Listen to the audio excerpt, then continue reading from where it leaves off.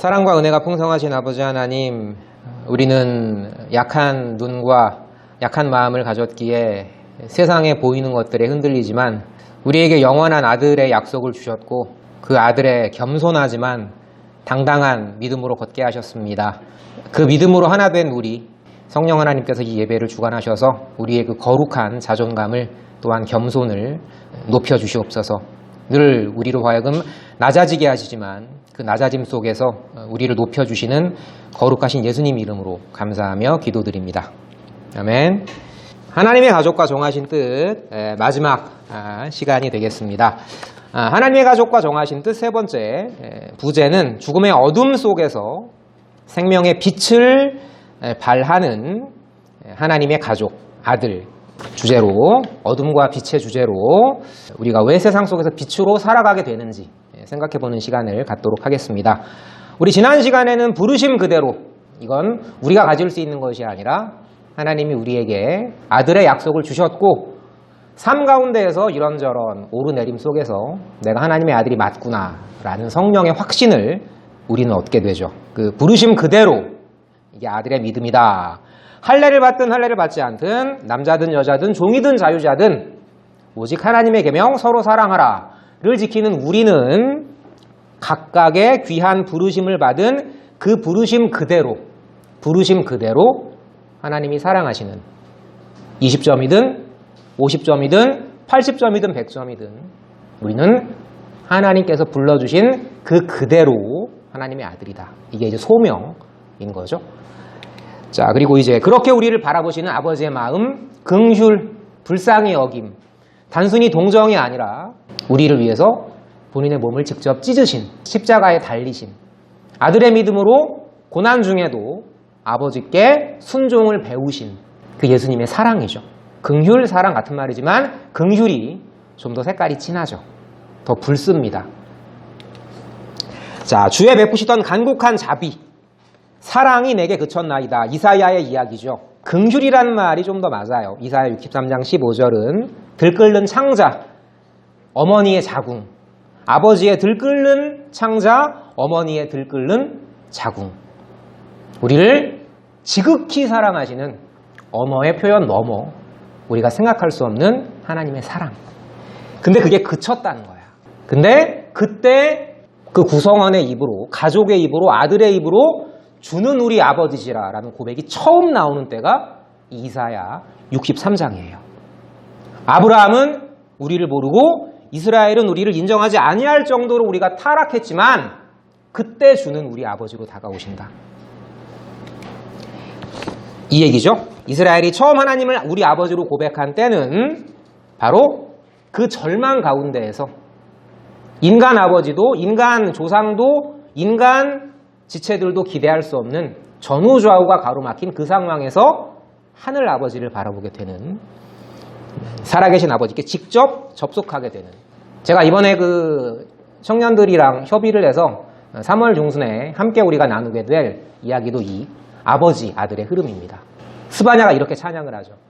시온아, 너 희도 중요하지만 너의도 중요하죠.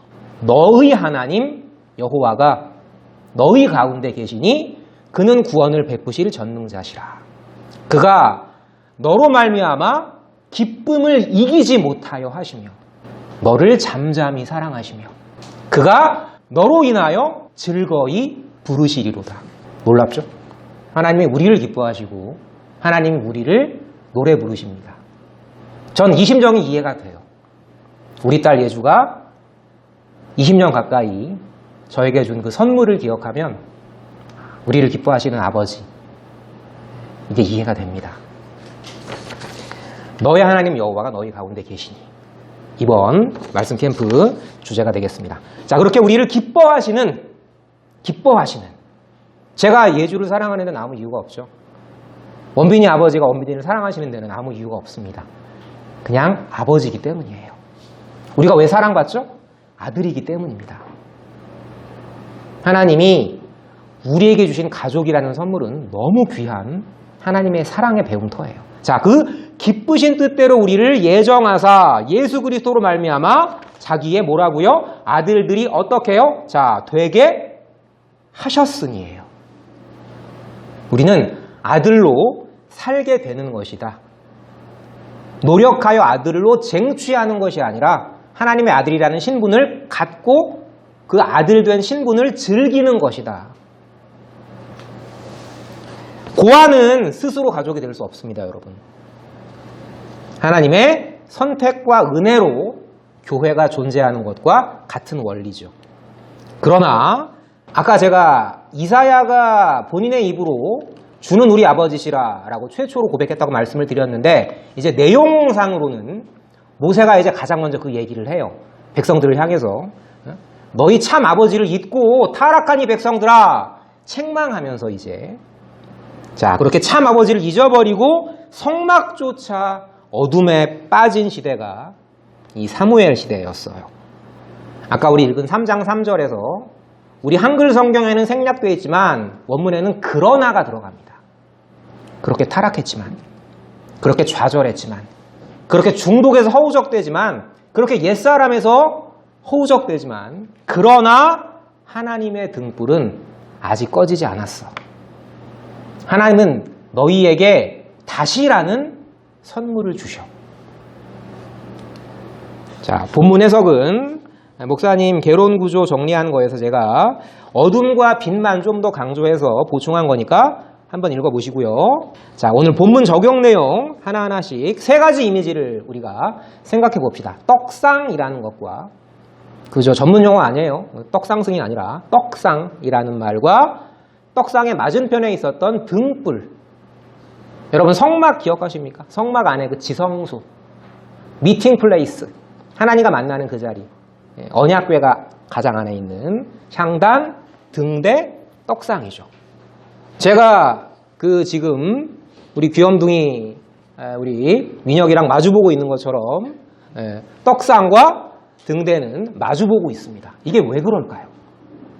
왜 하나님이 그렇게 배치하셨을까요? 이유가 있어요. 너무너무 깊고 풍성한 기쁨이 있습니다. 하나하나 보죠. 긍휼의 빛으로 비추시는 하나님의 가족이라는 말로 조금 더 목사님 강론에 기초해서 풀어가도록 하겠습니다. 첫 번째는 떡상입니다. 여러분 성막 안에 성소는 빛이 있을까요? 휘장으로 덮죠. 단 하나의 빛도 들어오지 못하게 철저하게 빛이 차단된 공간이 성막 안이에요. 왜 그렇게 하셨을까?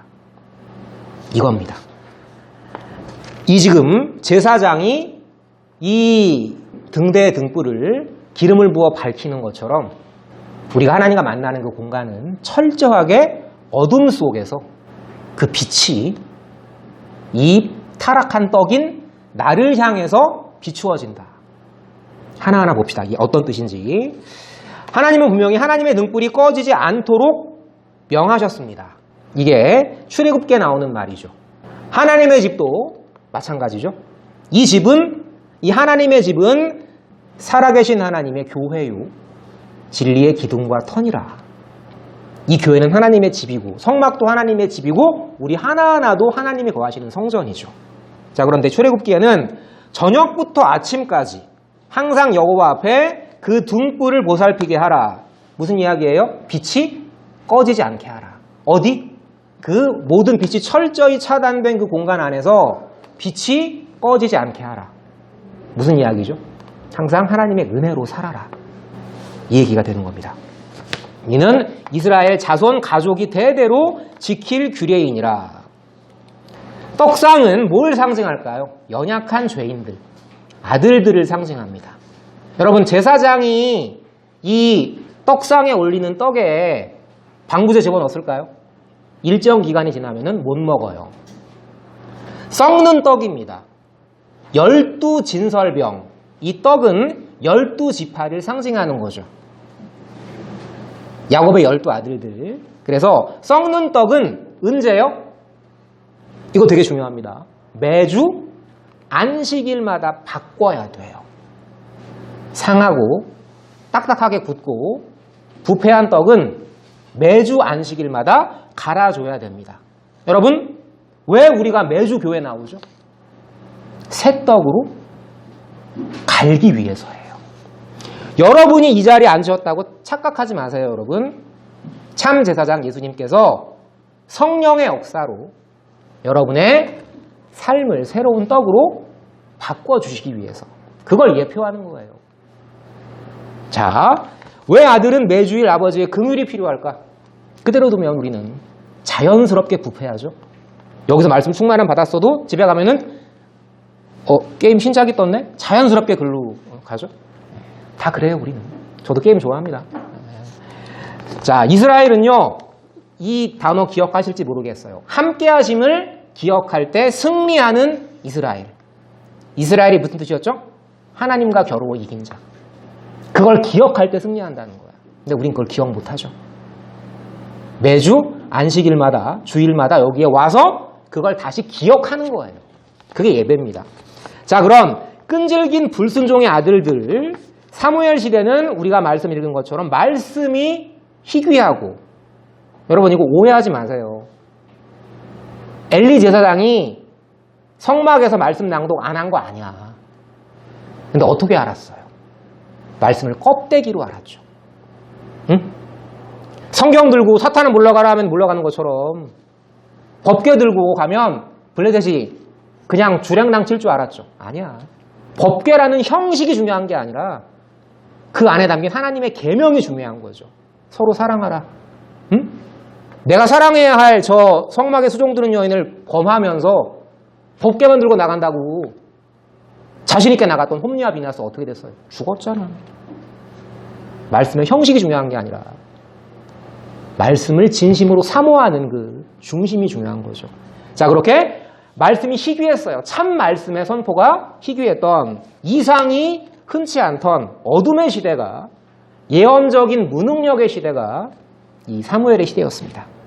이때 하나님이 등불을 밝혀주시죠. 여러분, 사무엘이 오늘 본문에서 잘 읽어보세요. 다시 한번. 어디에서 하나님의 목소리를 듣는지. 하나님의 불빛 아래에서, 성전 등불 아래에서, 아버지의 집 안에 있는, 거기서 말씀을 듣죠. 자, 왜 등대는 아까 드렸던 질문이죠. 떡상에 맞은편일까? 항상 너 자연스럽게 두면 부패하는 떡, 너는, 죄인 너는 항상 은혜의 빛에 비추어야만 살아. 떡상이 몇 개였죠? 떡상의 떡이 하나였나요? 12개였죠? 너 혼자 비춰지는 게 아니야. 여기 지금 12명은 안 되지만 함께 비춤을 받는 거야. 이게 성령의 강력한 역사죠. 모이기를 힘쓰라. 모여가지고 무슨 우리 잘 되기를 바라는 게 아니라 말씀을 상고하고 하나님의 은혜를 찬양할 때 우리 안에 거룩한 시너지가 생기는 거죠. 자, 성막 안에 등불이 꺼지면요, 떡도 빛을 잃어요. 이 이미지를 한번 잘 떠올려 보세요. 아들은 아버지 긍휼의 빛, 곧 진리이신 그리스도가 없으면 살 수 없다. 오늘 사무엘상 3장 3절 말씀은 너무나 아름답습니다. 그러나 하나님의 등불이 아직 꺼지지 않았더라. 하나님은요, 끈질기게 여러분과 싸움을 벌이십니다. 사탄 어디 있어요? 우리 밖에 인격 재료도 있지만 여러분 안에도 있잖아. 괜찮아. 게임 시간 오버해도 돼. 엄마한테 그냥 말 씹어도 돼. 친구한테 욕하고 하나님 아시죠? 저 회개했어요 해도 돼. 친구한테 사과하지 마. 이따위 식의 이야기들. 예수님이 뭐라고 하셨죠? 야, 제물 드리러 성전에 가기 전에 너 형제한테 원망 들을 일이 있거든. 그냥 씹으라고 제물 내려놓고 형제한테 가서 사과한 다음에 그 다음에 다시 오라고. 인간적인 도덕률을 말한 겁니까? 아니. 예수님의 제1계명, 형제 사랑. 보이는 형제를 사랑하지 않는 자가 어떻게 보이지 않는 아버지를 사랑하겠어요, 여러분? 거짓말이죠. 자, 끈질기게 하나님은 끈질기게 다시라는 기회, 은혜를 주십니다. 누가 이기나 한번 해보세요, 여러분. 제가 50평생 왔다 갔다 살면서 저도 결국은 졌거든요. 하나님의 몽둥이가 아니라 하나님의 그 사랑 앞에서 여러분들은 반드시 패배합니다. 그게 여러분들 인생의 승리예요. 자, 하나님의 음성을 들은 자리는 등불 아래 여호와의 전이었어요. 하나님의 등불 아래에서 사무엘을 부르십니다. 오늘 보면 다시 한번 잘 읽어보세요. 아버지 말씀은 아들에게 모든 빛이 차단된, 여기 보이시죠? 다 덮어요. 단 한 점의 빛도 들어오지 않는 그 어둠 속에서 한 줄기 빛으로, 저 등불의 빛으로, 저 등대의 빛으로, 제사장의 손으로 켜진 그 등불로 나에게 다가오십니다. 어둠은 결코 나쁜 게 아닙니다, 여러분.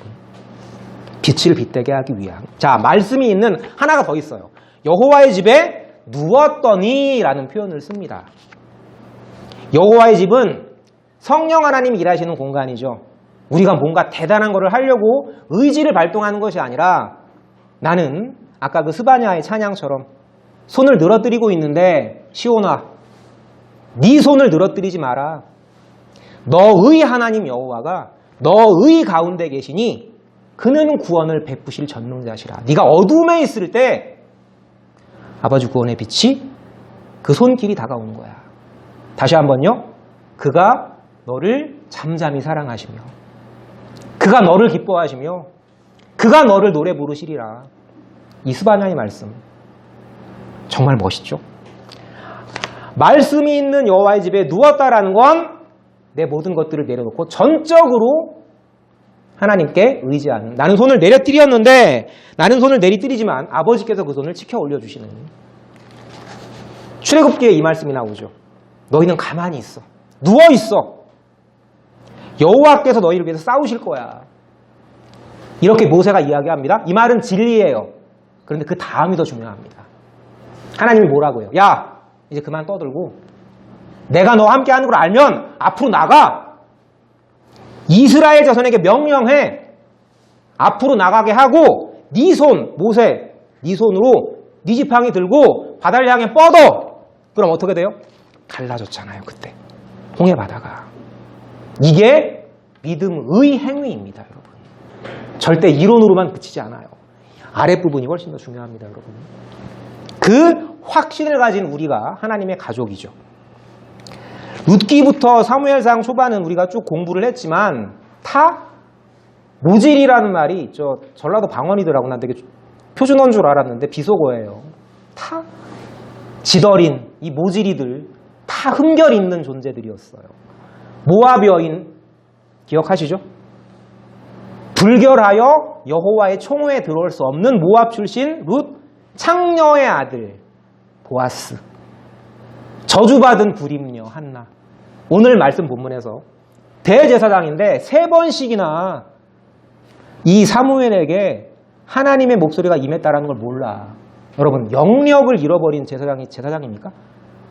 제가 아는 목사님 중에 이 중풍이 크게 오셔가지고 성경 말씀도 다 잊어버리고 성도들 앞에서 말씀도 제대로 못하시는 거야. 얻어내는 거야. 놀랍게도 하나님은 그분이 1년, 2년 가까이 몸부림치게 하신 다음에 다시 한번 말씀을 넣어주셨죠. 비록 몸 절반은 절었지만 다시 강단에 세워주셨어요. 더 놀라운 건 그 덧없는 말이 성도들에게 어마어마한 은혜로 작용해서 우리 목사님 힘드신데 주일에 딱 한 번만 설교하게 합시다 해서 어마어마한 사이즈의 교회를 지었어요. 저희 집 바로 아래에 있는 교회입니다. 더 가슴 아픈 건 그 목사님이 돌아가신 다음에 그 교회는 말씀의 중심을 잃어버리고 재산 분할 소송으로 지금까지도 이제 싸우고 있죠. 여러분, 뭐가 축복인지 잘 생각해 보세요. 그렇게 우리는 모자람 투성이지만 그때 그 목사님을 세우신 성령의 역사처럼 내 인생의 빛이 철저히 차단됐을 때 내 안에 소우주가 빛 가운데 움직입니다, 여러분. 하나님의 가족은 다시 한번요, 아들로 증명하는 자가 아니에요. 아버지 긍휼 속 은혜로 아들로 감격하여 살게 되는 자, 증명하는 자 아닙니다. 살게 되는 자가 아들이에요. 하나님의 가족 집 교회는요, 등대 맞은편의 떡상처럼 부패하고 연약한 떡과 같지만 오직 등대, 등불, 그리스도 긍휼의 빛 아래만 살아갈 수 있다. 이게 성막의 구조가 우리에게 이미지로 가르쳐주는 생생한 말씀이죠. 넌 빛 없이 살 수 없어. 근데 모든 빛이 차단돼 봐야 돼.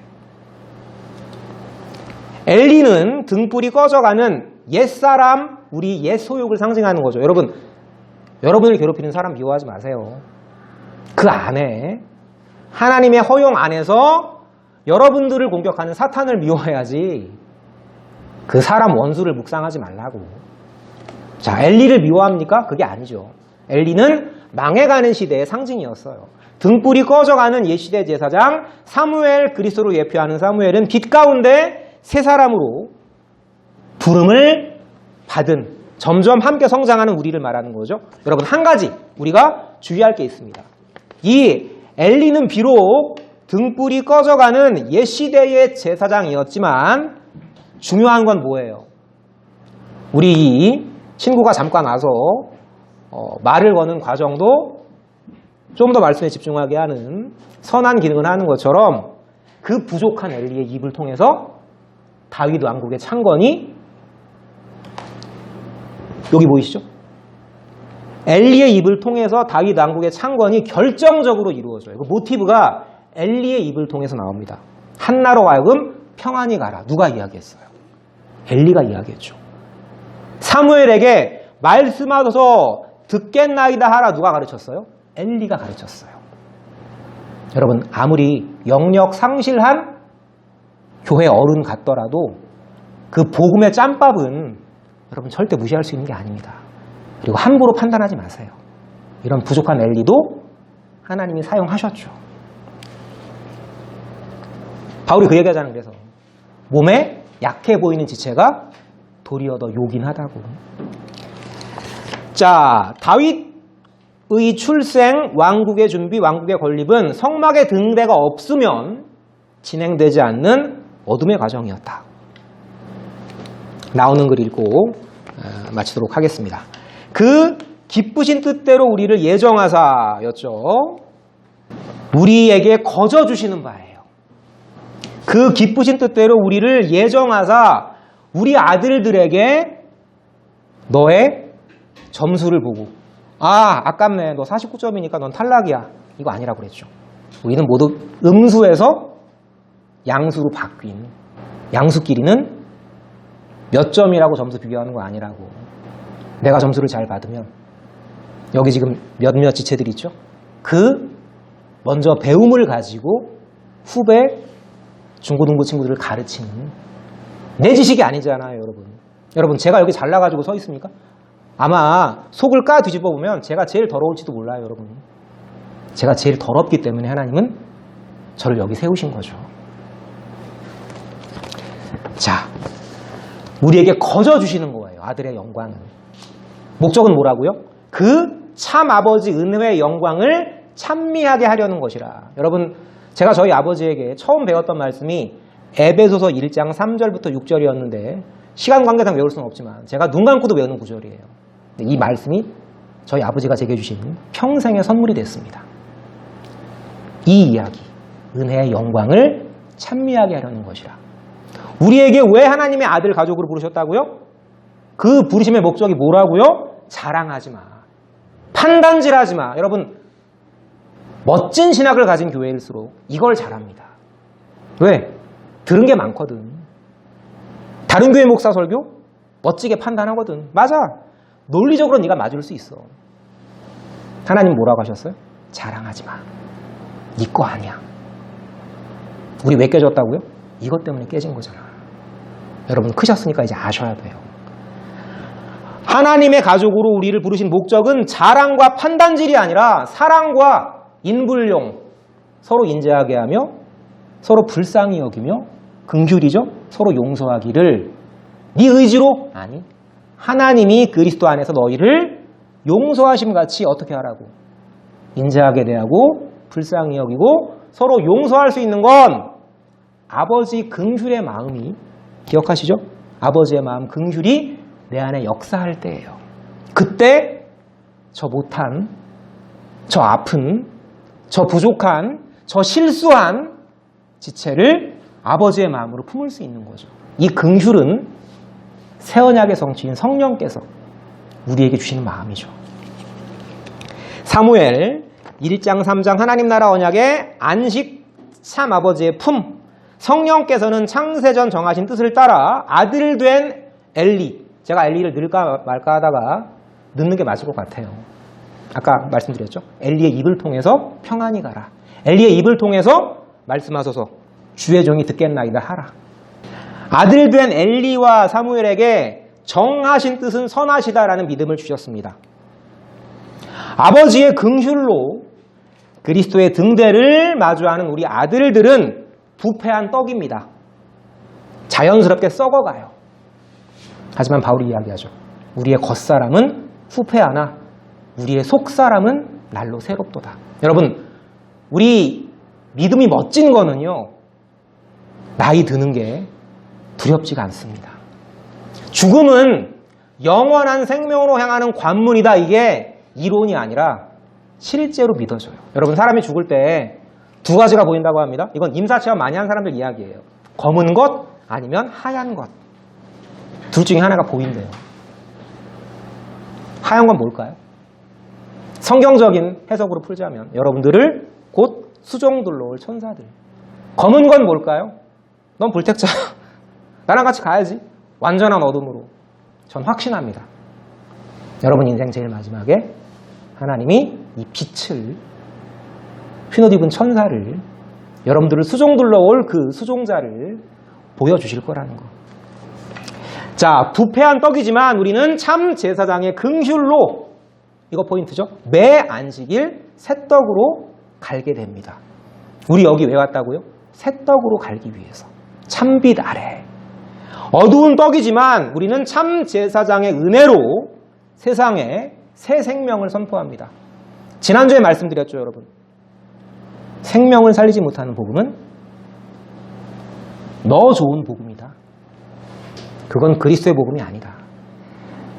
그리스도의 복음은 빛과 생명이기 때문에 우리는 발광체가 아닙니다. 반사체지만 저 지체를 살리게 되어 있어요. 인자하게 하며 불쌍히 여기며 서로 용서하는 말을 하게 되어 있습니다. 자, 우리 읽고 마치도록 하죠. 같이 읽읍시다. 천천히 시작. 너희가 아들임으로 하나님이 그 아들의 영을 우리 마음 가운데 보내사 아빠, 아버지라 부르게 하셨느니라. 하나님 감사합니다. 우리 가운데 아빠, 아버지라고 고백할 수 있는 새 언약의 성령을 보내주시고 우리 마음 가운데 아버지의 마음인 긍휼을 품게 하시니 하나님 참으로 감사합니다.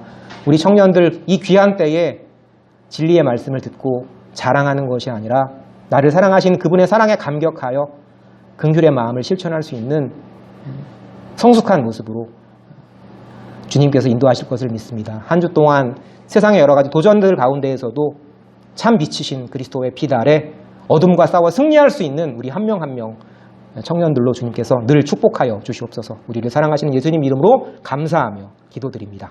아멘. 자, 우리